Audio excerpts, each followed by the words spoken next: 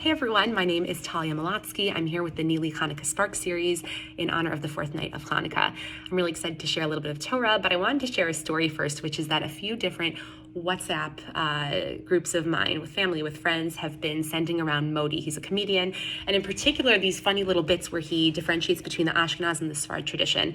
And coming from a family where we have Ashkenaz tradition and Sfarad tradition, all in this little souffle of very flavorful Jewish tradition, it really hit home and it was very funny. And specifically with the bracha of Hamotzi, there's this bit where Ashkenazim take their challah very seriously. You can cut the eye contact, like it's so sharp with a knife toward that challah. And whereas the Sephardim have this whole cacophony of different brachot, of different blessings and psukim and songs, and it's so meaningful. And just this kind of funny little tension and difference is very funny. And it got me thinking a little bit more about the different flavors of Judaism. There are so many different ways to connect through Torah learning, through chesed, through reaching out and doing, through taking in and listening. There are just so many different ways to kind of approach that shivim panim laTorah, that most basic definition of 70 different ways to approach the Torah, 70 different faces of the Torah. It got me, and I'll connect it later, also thinking about the bracha of Shechianu. In our family, we are very machmir about the bracha of Shechianu, and we say it very often on different things. But honestly, when you think about the bracha of Shechianu, you can't really just institute different brachot. And there comes a discussion in the Gemara about whether or not you should be saying Shechianu on holidays at all.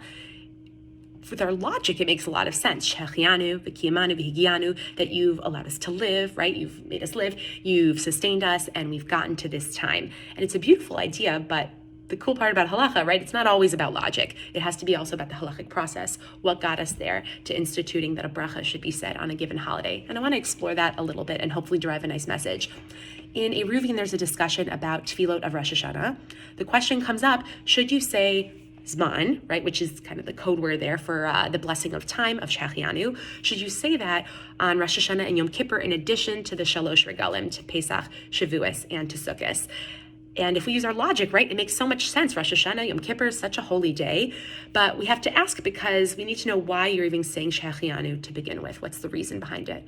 And it comes down the conclusion that the poskim end up saying is that you do end up saying it on Rosh Hashanah and Yom Kippur, and you're probably aware that you do say this, is because either this too is considered a holy gathering, Rosh Hashanah, Yom Kippur, having all the people together, or it could also be because this is celebrating some kind of special time that happens from time to time, right? It's a special occasion that happens from time to time, and just like the Shalosh Regalim are that way, so too with Rosh Hashanah and Yom Kippur.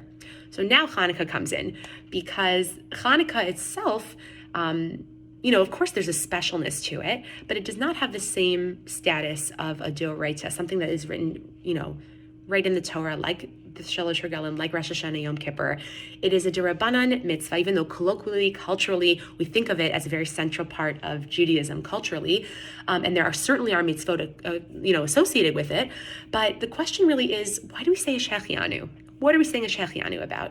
And a lot of the 20th century poskim ask kind of that same question. Is there something about the day itself, right? Or is it really that we're saying a Shechianu about something in particular? And that's really the piece that I'd like to look at a little bit. The idea really comes out to, are we saying a Shechianu because we've gotten here, Hashem has redeemed us and we've been saved? Or is it that Hanukkah itself contains a certain quality? And I'd say even a third category, which is that, what is it that we're being sustained for? And I think a really nice thought that comes out that many poskim do say that this is why, is that you're saying a Shechianu on that first night of Hanukkah after your other two brachas because Hashem has sustained you to be able to do a mitzvah of lighting candles, right? So it's specifically tied to the candle lighting itself. When I light my candles, I'm not just, performing a mitzvah. I'm also acknowledging, Hashem, you've gotten me here to be able to do a mitzvah, right? I'm going to be enjoying the light, but you have sustained me up until this day to be able to do a mitzvah and to serve you. And that actually is an important practical difference, I think. One, you wouldn't be able to necessarily say Shechianu without the candles, and that's a debate among poskim, but usually they say that, it's preferable to have it over candles. But the more important thing is what makes a day special to begin with.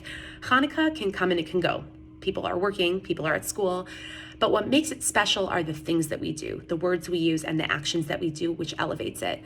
And sometimes that looks like something active, but sometimes, kind of instead of changing something, sometimes we change. And I think that's really the message of Hanukkah. We don't stop our entire lives during Hanukkah. We actually keep going.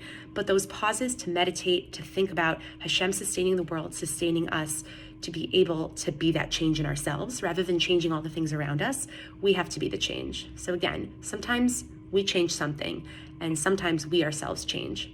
And that story about the Sephardi and Ashkenaz tradition, I think, shows how many different ways a person can connect to Jewish tradition. And I think if your Hanukkah looks really different from someone else's Hanukkah, that's okay. The idea of Hanukkah is that we should be going through our own internal change. And the Hanukkah candles remind us of that. The Shechianu reminds us of that. And let's not let Hanukkah go by. It's 4 days in, 4 days to go. Let's not let it pass us by. Whatever that looks like, the meditating, the stopping, remembering that Hashem is always meditating and thinking about us. He's always thinking about us, renewing the world every single second. Let's try to emulate Hashem, be in that same way, machashev, thinking about how we can continue and make this holiday meaningful.